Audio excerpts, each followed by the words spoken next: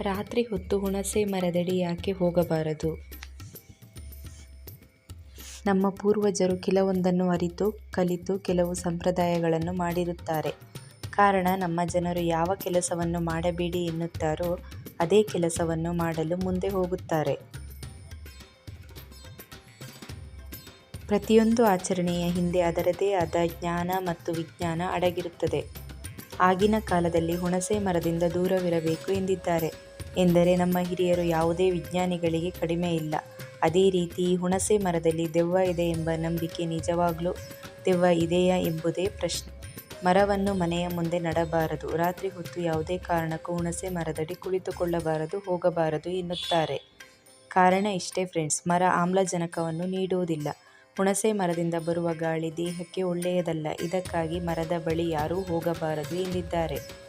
ಯಾರೂ ಕೇಳುವುದಿಲ್ಲ. ಅದಕ್ಕಾಗಿ ದೆವ್ವ ಇರುವುದಾಗಿ ನಂಬಿಸಿದ್ದಾರೆ. ಮಾನವರಿಗೆ ಆ ಮರದಡಿ ಇದ್ದಾಗ ಉಸಿರಾಟಕ್ಕೆ ಕಷ್ಟ ಆಗುತ್ತದೆ. ನಿಜಕ್ಕೂ ಹುಣಸೆ ಮರ ವಾತಾವರಣದಲ್ಲಿರುವ ಎಲ್ಲ ಆಕ್ಸಿಜನ್ ತಾನೇ ಹೀರಿಕೊಳ್ಳುತ್ತದೆ. ಪ್ರಾಣವಾಯು ಹೀರಿಕೊಂಡಾಗ ಮಾನವನಿಗೆ ಆ ಮರದಡಿ ಇದ್ದಾಗ ಉಸಿರಾಟಕ್ಕೆ ಕಷ್ಟ ಆಗುತ್ತದೆ. ಇದೇ ಕಾರಣಕ್ಕೆ ಮರದ ಕೆಳಗೆ ಹೋಗಬಾರದು ಎಂದು ಹಿರಿಯರು ನಂಬಿಸುತ್ತಿದ್ದರು. ಆದ್ದರಿಂದ ಮನೆಯ ಮುಂದೆ, ಮನೆಯ ಹತ್ತಿರ ಹುಣಸೆ ಮರವನ್ನು ನೆಡುವುದಿಲ್ಲ ಮತ್ತು ರಾತ್ರಿಯ ಹೊತ್ತು ಯಾವುದೇ ಕಾರಣಕ್ಕೂ ಹುಣಸೆ ಮರದ ಬಳಿ ಹೋಗಲು ಬಿಡುವುದಿಲ್ಲ.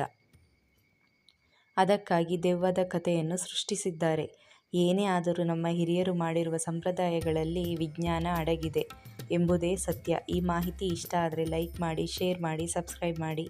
Thank you friends.